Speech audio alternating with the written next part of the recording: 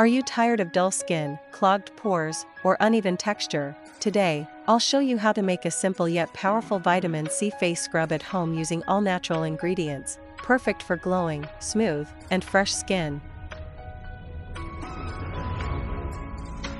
In a clean bowl, add orange peel powder and rice flour, next aloe vera gel, and a few drops of rose water. Mix well until you get a thick, gritty paste.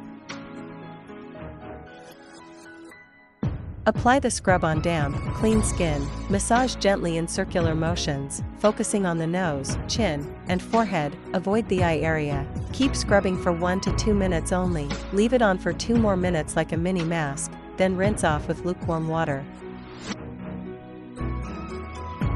It's the perfect remedy for dullness, uneven skin tone, and clogged pores.